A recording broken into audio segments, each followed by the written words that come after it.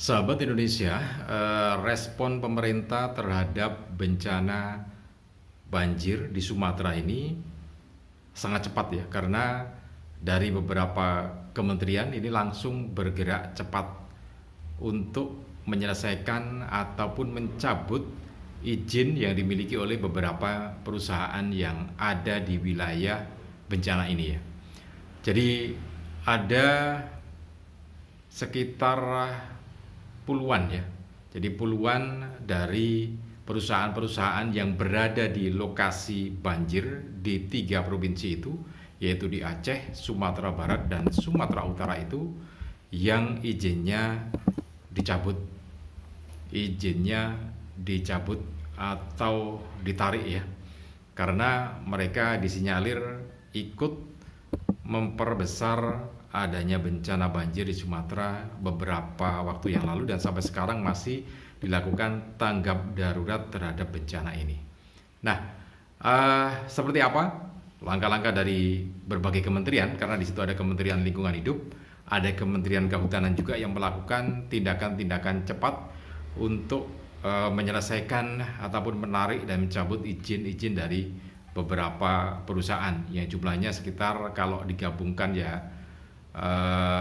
sekitar ini ya, kurang lebih 20-an, 28 atau 27 gitu ya. Nanti akan kita lihat catatannya lagi. Nah, untuk Anda yang baru saja bergabung, jangan lupa tekan tombol subscribe-nya terlebih dahulu, kemudian juga tekan tombol loncengnya supaya nanti kalau kita update terbaru video, Anda akan mendapatkan notifikasinya. Kemudian juga tekan tombol like dan juga share video ini ke teman-teman Anda. Siapa tahu teman-teman Anda juga sedang menunggu informasi terkait dengan respon ataupun tanggapan pemerintah, respon cepat pemerintah terhadap banjir dan juga penyebab banjir yang ada di Sumatera ini ya. Data dari Badan Nasional Penanggulangan Bencana atau BNPB terkait korban banjir atau bencana di Sumatera ini menyebutkan ada 969 orang yang meninggal dunia, kemudian 252 orang yang hilang belum ketemu sampai sekarang, kemudian 5.000 orang meninggal dunia, 5.000 orang terluka ya, 5.000 orang yang terluka. Sementara pengungsi jumlahnya 800.000. Jadi bencana di Sumatera ini melanda 52 kabupaten kota di 3 provinsi ini, kemudian mengakibatkan jembatan atau jembatan sekitar 500 jembatan yang rusak, kemudian fasilitas umum untuk kesehatan ini sekitar 200 fasilitas kesehatan yang ini rusak, kemudian pendidikan sekitar 500-an, dan juga ada 1.200 sekian fasilitas umum lainnya yang juga mengalami kerusakan yang cukup parah. Nah, itu data-data yang masuk di BNPB ya. Nah, terkait dengan berbagai lembaga swadaya masyarakat yang menyebut bahwa banjir atau bencana di Sumatera ini bukan sekedar karena cuaca yang ekstrim. Artinya begini, jadi banyak sekali faktor yang mengakibatkan atau memberikan kontribusi terhadap bencana ini ya. Ada cuaca yang ekstrim ya, kemudian kerusakan hutan, ini juga disebutkan oleh berbagai lembaga swadaya masyarakat ya. Karena itu pemerintah merespon aspirasi masyarakat, termasuk melalui lembaga swadaya masyarakat itu, dengan melalui 2 kementerian ini ya yang bergerak saat ini. Jadi ada Kementerian Lingkungan Hidup, kemudian ada Kementerian Kehutanan.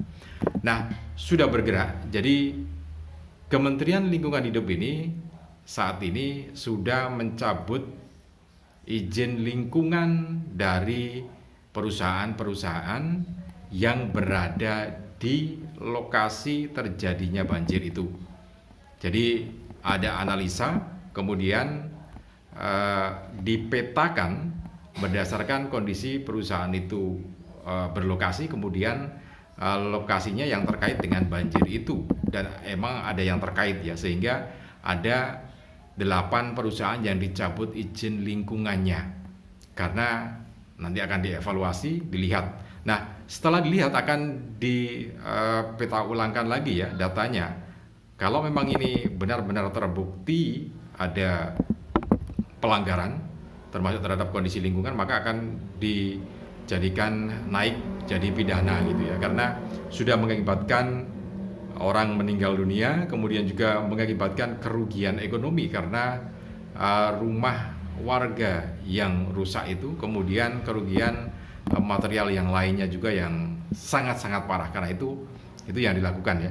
Kemudian analisanya bukannya sekedar analisa, tapi juga memang berdasarkan peta atau drone, hasil foto, hasil video dari drone itu yang dilihat dari atas, penyebaran kondisi bencana, kemudian juga tempat perusahaan berlokasi. Nanti akan terlihat keterkaitannya seperti apa. Nah, kalau memang terkait, maka akan dilakukan tindakan-tindakan yang tegas terhadap perusahaan-perusahaan itu. Itu dari Kementerian Lingkungan Hidup ya. Kemudian juga ada yang dari Kementerian Kehutanan. Jadi Kementerian Kehutanan ini juga melakukan langkah serupa. Ada sekitar 20 BP ini ya.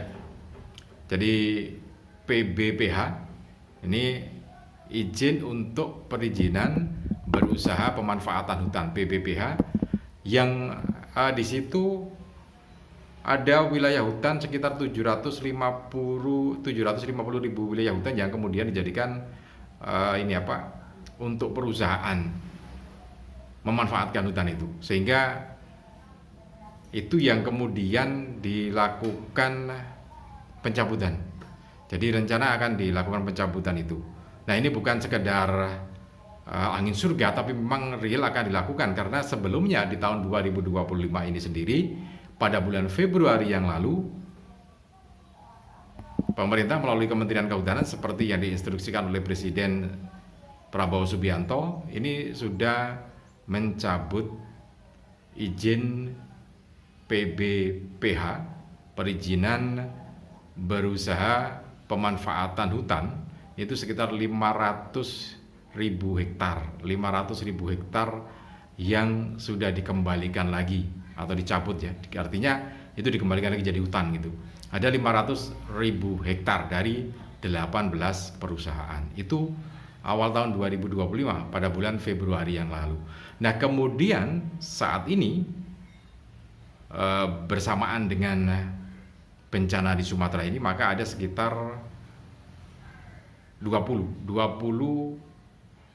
PBPH, 20 perizinan berusaha pemanfaatan hutan yang juga akan dihentikan atau dicabut ya, sehingga harus dikembalikan lagi ke wilayah hutan. Jumlahnya 750 ribu hektar, termasuk di 3 provinsi ini, Aceh, Sumatera Barat, dan Sumatera Utara.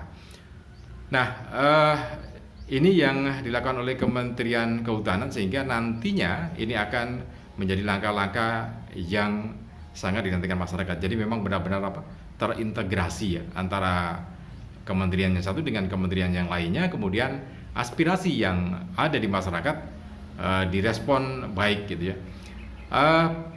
Termasuk diantaranya dilakukan moratorium untuk perizinan pemanfaatan hutan. Moratorium itu begini. Jadi penghentian. Jadi kalau sekarang ini sudah ada izin yang masuk, yang jumlahnya cukup banyak untuk terkait dengan pemanfaatan hutan, itu sudah dihentikan, di moratorium, artinya dihentikan, tidak dikeluarkan lagi izin untuk pemanfaatan hutan, karena memang imbasnya yang cukup signifikan, cukup bermasalah semacam ini. Nah, ini yang ada di pemerintah saat ini. Nah, memang kalau dilihat dari berbagai kejadian yang ada ya, jadi melihat bagaimana dampak dari bencana yang ada di Sumatera ini, kemudian hutan yang gundul, kemudian juga dimanfaatkan yang lain, maka itu jadi masalah gitu ya. Gampangnya begini, kenapa sih itu jadi masalah? Ya karena perbedaan antara kondisi tanah ketika hutan itu masih jadi hutan lindung dengan kondisi kontur tanah itu ketika sudah dimanfaatkan, maka tentu konstruksi atau kontur tanahnya jadi berbeda gitu ya. tidak mampu menyerap air lebih banyak lagi dibandingkan ketika hutan itu masih dalam posisi hutan lindung. Jadi perbedaan itu yang membuat banjir yang semakin besar ditambah dengan kondisi cuaca yang ekstrim itu ya. Oke, ini mudah-mudahan bisa jadi manfaat untuk kita semua. Salam dan sukses selalu.